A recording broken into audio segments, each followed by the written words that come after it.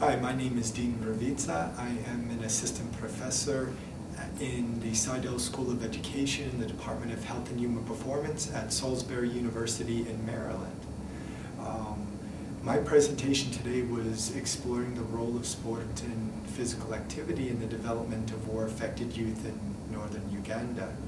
It's set against the context of the conflict in northern Uganda that's been going on for roughly about 20 years. There's a lot of unfortunate labels that children have acquired throughout this conflict, including that of child soldiers, but what we call formerly abducted children, because the context is very different from most contexts that involve child soldiering, in that the children are abducted from their homes and villages and forced to participate in groups, the rebel group, the LRA, the Lord's Resistance Army. And there's other obvious labels that have come about as well and such, including that of the night commuters, of children who commute from their homes to the town center in order to avoid abduction. There's also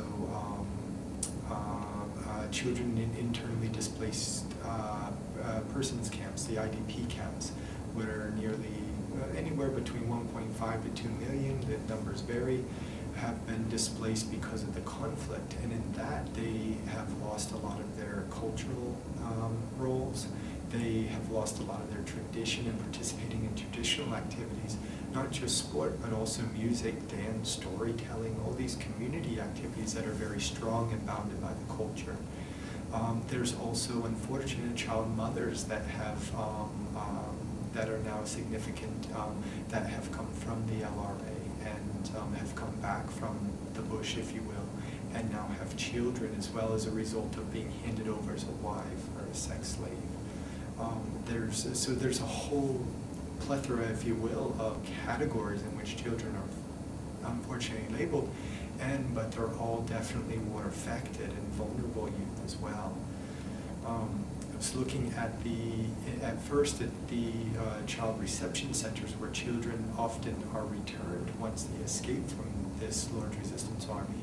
And it's the ultimate goal for these centers is the reunification, the reintegration and reunification process of that child to their community, and then promoting a healthy reunification and within a community.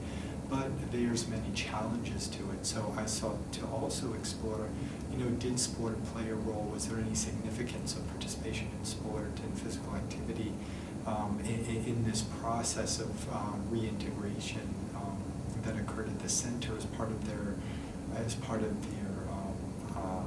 therapy or counseling, as it's called there. Also, to be able to listen to the children and understand their needs as they interpret their situation, which is very important, and be able to formulate ways in which the children then can participate meaningfully in their community, and in community-based programs that involve sport and culturally bound activities like sport, but also music, dance, and the drama which they participate in with such eagerness and with such vigor and enthusiasm.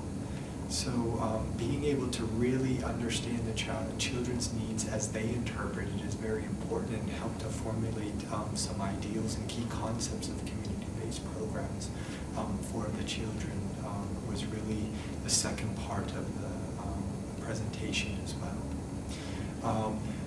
This conference has been very important to me, one, because I'm able to share some of the initial work that I've done, and also be able to share maybe a way forward or future research and future possibilities that are essential to framing this idea of the role of sport in their development.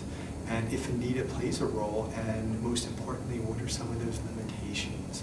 And recognizing the limitations was very important.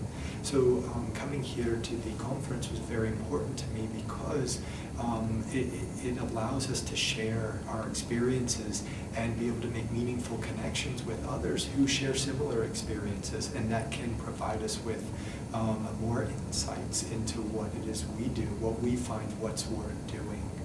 And finally, and they may be able to help us to answer the question, is what I'm doing working as well, and to be able to formulate some best practices.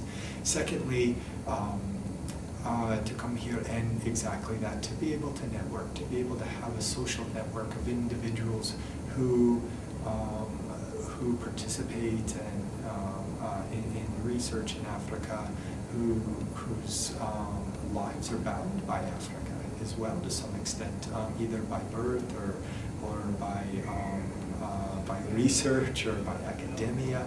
However it is, everyone here is bound some way to this continent of Africa, and seeing to it that individuals live in healthy communities and can live productive and sustainable lives within these, hopefully towards peace in some of these communities as well that are afflicted by conflict. And I found it very beneficial coming here, and I hope to be able to continue dialogue with others. And I look forward to sharing more experiences and more future research here at the conference as well.